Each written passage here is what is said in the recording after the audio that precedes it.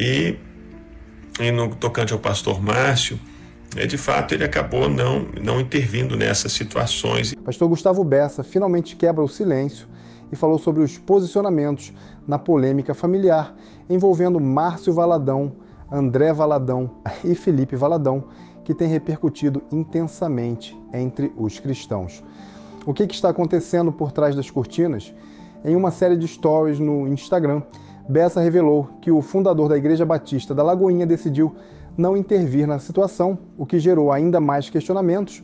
Além disso, foi confirmado que Márcio Valadão não participará de eventos que já estavam programados para o fim do ano, levantando especulações sobre os reais motivos por trás dessa decisão. Esse assunto da família é um assunto assim recorrente, né? Eu conversava até com uma pessoa há um tempo atrás e me lembrava das famílias da Bíblia. Deus não escondeu os dilemas e as desavenças que aconteciam dentro das famílias bíblicas. Nós lemos sobre o que aconteceu na família de Jacó, lemos até o que aconteceu na família de Adão, lemos o que aconteceu na família de Davi. Então, Deus não esconde aquilo que acontece nas famílias do povo dele. E por que Deus não esconde? Porque Deus quer que a gente aprenda que somos frágeis e que dependemos dele. E no tocante ao pastor Márcio, de fato ele acabou não intervindo nessas situações, e ele tem as razões dele, não é? E Deus continua sendo soberano. O pastor Márcio não vai estar mais na programação da virada. Olha, foi uma surpresa para todos nós. Foi de repente, da noite para o dia, ele recebeu um telefonema, conversaram com ele e mandaram passagem para ele, e ele saiu meio que corrido assim de Belo Horizonte, do Brasil, e viajou. Foi assim, uma surpresa para todos nós. Agora, por que ele não vai participar e por que ele tomou essa decisão tão súbita, tão repentina, tão inexplicável? Só ele vai conseguir falar.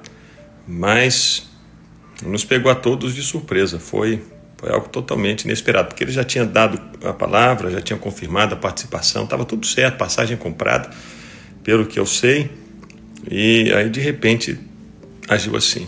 Então, ele sabe, eu não sei. Gustavo também abordou outro ponto que tem gerado polêmica na comunidade cristã: a postura de sua esposa, Ana Paula Valadão. Muitos cristãos têm questionado as declarações e a forma como ela vem se comportando diante da controvérsia. No entanto, o pastor Bessa saiu em defesa da esposa e aproveitou o momento para expor detalhes sobre sua relação com André Valadão e sua posição em relação ao pastor Felipe Valadão. A Ana tem um temperamento ótimo. Ela é única, ela é ela. Tem dias em que ela está mais tranquila, tem dias em que ela está explosiva, tem dias em que ela está sossegada, tem dias em que ela está agitada. Ela é um ser humano como qualquer outro ser humano. E a cada dia ela tem buscado se colocar diante de Deus e perguntar: Deus, como que eu devo agir?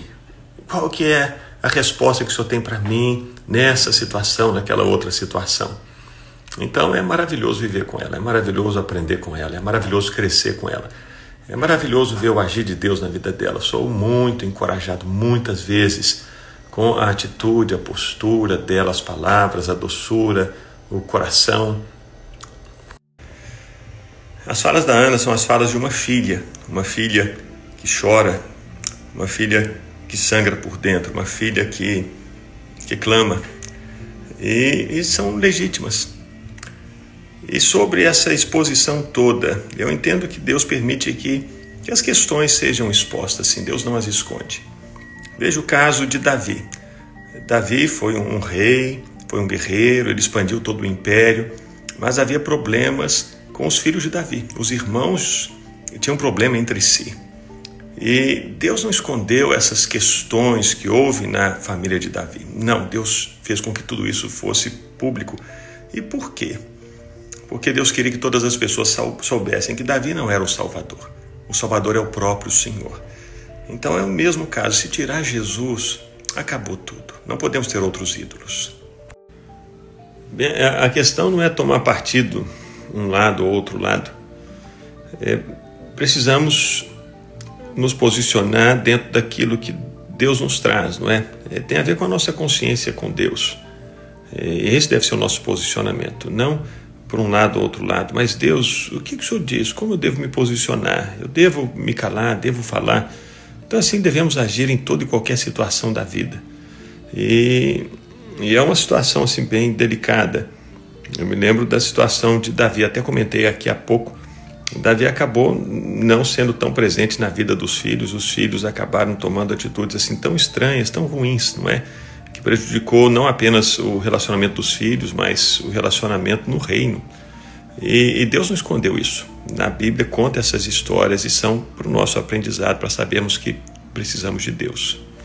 Se eu me dou bem com o pastor André, bem, sempre o respeitei, sempre dialoguei com ele, sempre ouvi o que ele tinha para dizer. Quando eu pensava alguma coisa diferente daquilo que ele pensava, eu conversava com ele. Quando eu não concordava com alguma postura e eu tinha a oportunidade de conversar com ele, eu colocava, e ele também fazia a mesma coisa.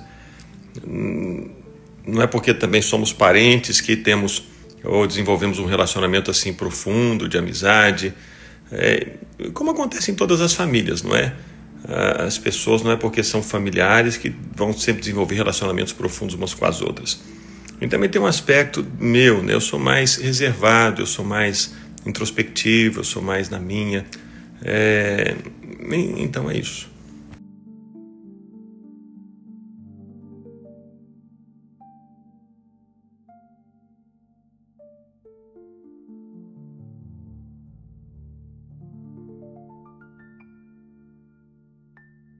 Eu me lembro quando eu fui para Lagoinha em 1999, me lembro de conversar com os meus botões e dizer, puxa, eu acho que é o primeiro exemplo de igreja pós-moderna que eu conheço. E essa é uma característica da Lagoinha desde o início, ela acaba se contextualizando, ela é como uma esponja. Na década de 60 ela abraçou o movimento carismático, na década de 70 o movimento hippie, na década de 80 o movimento de células, depois o movimento de louvor e adoração, depois o movimento de missões.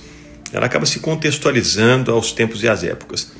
O risco disso é uma hipercontextualização. De repente ela se contextualiza demais e a cultura se torna muito mais importante do que a Bíblia. Esse é um risco.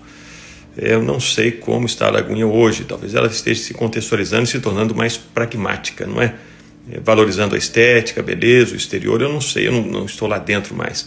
Mas porque esse é o movimento da época e talvez ela esteja se contextualizando dessa maneira.